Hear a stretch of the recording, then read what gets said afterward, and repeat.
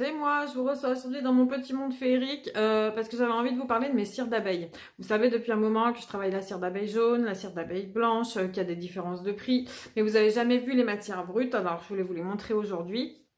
Je voulais aussi vous poser une petite question que je me posais depuis un bon moment. Par rapport à ces deux cires, j'aurais voulu avoir votre avis. Et en fait, en faisant une première vidéo, ici c'est la deuxième, une première vidéo que vous n'avez pas vue, j'ai répondu moi-même à ma question. Mais je vais quand même vous en parler. Donc, allez, c'est parti, on y va. Donc, je vais commencer par vous présenter la cire d'abeille classique, qui est la cire d'abeille jaune. C'est une cire qui a été, donc comme son nom l'indique, fabriquée par les abeilles. Donc, pour la petite histoire, les abeilles la fabriquent pour protéger leur miel. En fait, il faut un temps avant que le miel arrive à maturation. Et grâce à la cire d'abeille, elles arrivent à garder leur miel au chaud. À un moment donné, lorsque le miel est prêt, les apiculteurs retirent la cire. Et grâce à celle-ci, on peut fabriquer de la cire d'abeille. Bien sûr, les apiculteurs peuvent s'en resservir pour protéger d'autres miels. Après, c'est leur façon de faire. Tout dépend le nombre de ruches qu'ils ont aussi.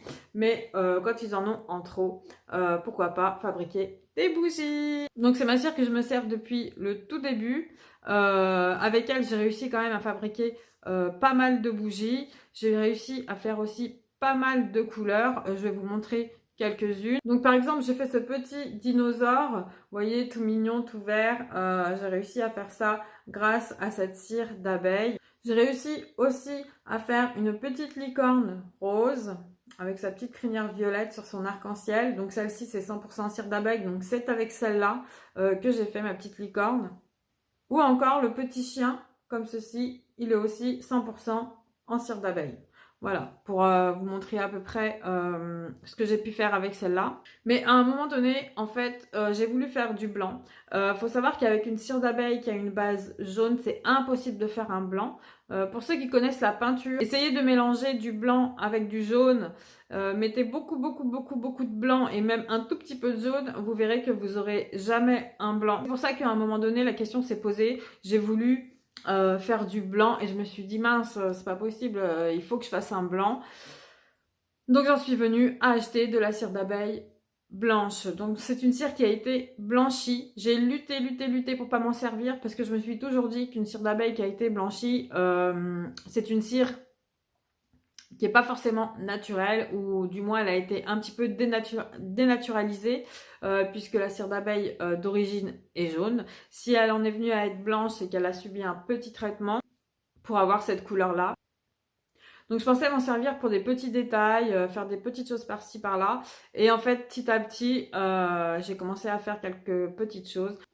Donc celle-ci, je l'ai comme ceci dans des petits seaux. Donc, vous voyez, c'est des petits granulés de cire. Donc ça reste de la cire d'abeille. La différence, c'est qu'elle est blanche. Vous voyez, elle est bien blanche. C'est de la cire d'abeille, 100% cire d'abeille blanchie. Voilà. Et grâce à elle, j'ai pu enfin faire un vrai petit lapin blanc. À la base, mon petit lapin, il n'a jamais été blanc. Et à l'heure d'aujourd'hui, on retrouve quand même un petit lapin très blanc. Voilà, donc grâce à elle, j'ai réussi à faire ça. Grâce à elle aussi, j'en suis venue à faire un ange blanc, tout blanc. On voit presque pas son visage tellement qu'il est blanc. Mais j'aurais jamais pu faire un blanc à partir de ma cire d'abeille jaune. C'est pour ça que j'ai acheté de la cire d'abeille blanchie. Il faut savoir qu'il y a une petite différence de prix entre ces deux cires. C'est pour ça que quand je fais un blanc ou pas un blanc, il y a une différence de prix qui commence à être un petit peu compliquée. Et en fait, voilà, la question que je me posais et que j'ai réussi à répondre en fait toute seule, mais que je vais quand même vous poser. Je me demandais si pour certaines couleurs, je ne passerais pas la cire d'abeille blanche. Parce que justement, grâce à elle, j'ai réussi à faire des couleurs bien plus lumineuses que je faisais habituellement. Ici, vous voyez, c'est une fleur de cerisier faite à partir de la cire d'abeille blanche. Et ici, c'est ma licorne, rose aussi, mais faite à partir de la cire d'abeille jaune. Donc, on peut voir quand même une différence de couleur. Je trouve qu'il y a quand même plus de clarté dans la cire d'abeille blanche, comme vous pouvez voir. Donc, c'est pour ça que je me posais la question. Mon but, c'est vraiment de faire au mieux. Plus j'ai de belles couleurs, mieux c'est. C'est pour ça qu'à un moment donné, j'en viens à me demander si je dois pas pour certaines couleurs me servir de la blanche, donc ce serait pour quelques-unes des couleurs, par exemple du gris, du bleu. Il y a des bleus que j'ai jamais pu faire, un bleu clair avec en partant d'un jaune, c'est impossible parce que c'est toujours pareil, quand on connaît la peinture, c'est à peu près pareil. On sait que quand on mélange du bleu et du jaune, on arrive sur un vert, donc c'est très difficile de faire un vrai bleu ou un beau bleu, un bleu clair ou un bleu plus foncé ou même des alternatives aux deux. Je me demandais si pour certaines couleurs je passerais pas à la cire d'abeille blanche. Ça me ferait bien sûr compliquer les choses parce qu'à chaque fois les prix seraient différents selon les couleurs. Et c'est pour ça en fait que je voulais vous poser la question. Je savais pas, je me disais ça va me compliquer la vie, comment faire. Et du coup, en vous posant la question sur ma première vidéo que vous verrez pas du coup, j'ai répondu moi-même à ma question. J'ai mis fin à ce petit duel qui se passait à l'intérieur de moi. Est-ce que tu le fais? Est-ce que tu le fais pas? Est-ce que tu changes tes prix? Est-ce que tu changes ta façon de faire? Ça va te compliquer. Comment tu vas faire sur ta boutique pour changer tous les prix, pour différencier chaque couleur à chaque fois? Et en fait, j'ai trouvé ma solution. Alors, ce que je vais faire, c'est que je pense que je vais le faire à partir de janvier. Je vais essayer de commencer à travailler ça. Je pense que je vais faire une moyenne de prix. En fait, je vais augmenter tous mes prix au niveau de la cire d'abeille pour pouvoir avoir le même prix entre chaque couleur. Je vais faire une moyenne.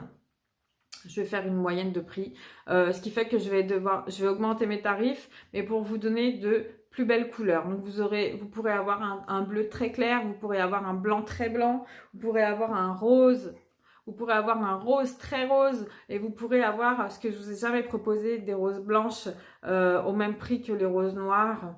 C'est simplement pour vous proposer de plus belles couleurs et sans avoir de différence de prix pour chaque couleur qui compliquerait beaucoup les choses parce qu'il y a aussi pour le gris, peut-être pour le violet, voilà, plusieurs couleurs que je me servirai uniquement de cire d'abeille blanche. Après ça, vous le ressentirez pas forcément sur vos bougies parce que les cires ont les mêmes propriétés. Mais comme ça, on compliquera moins les prix, on restera sur un prix unique. Donc je vais faire une petite augmentation pour pouvoir faire de plus belles couleurs.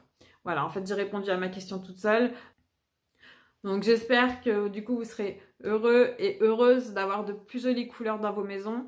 Vous allez voir quand je vais vous proposer les couleurs que vraiment, ça change beaucoup de choses. Donc, voilà, si je fais ça aujourd'hui, c'est vraiment pour le meilleur, pour avoir de plus belles couleurs à vous proposer et vraiment de très belles bougies. J'ai hâte de travailler mes couleurs de cette façon.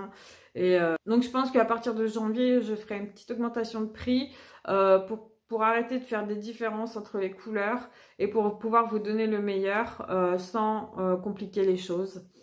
Que ça reste tout dans la simplicité et en même temps que ça reste accessible à tout le monde. Ce sera une moyenne entre la jaune et la blanche que je vais faire juste pour vous proposer des plus belles couleurs. Voilà, donc j'espère que cette vidéo vous a plu. Là, je pense faire d'autres vidéos. Je vais peut-être vous faire un petit tuto parce que dernièrement, je vous ai proposé un kit de remplissage. Donc, je vais vous faire un petit tuto pour vous montrer comment faire, pour vous aider pas à pas. C'est pas compliqué, mais comme ça, au moins, si vous avez un petit souci, vous avez juste à cliquer et vous pourrez facilement faire remplir votre pot.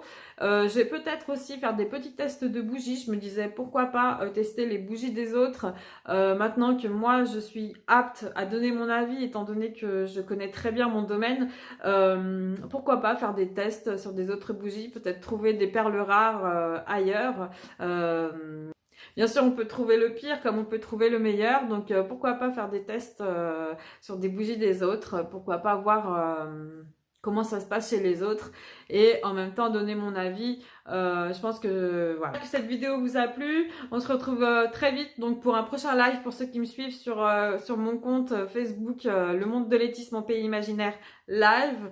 Si vous avez envie de me voir en live et voir mes petites créations en live, n'hésitez pas à vous abonner. Et sinon, je vous fais des gros bisous et je vous dis à très bientôt.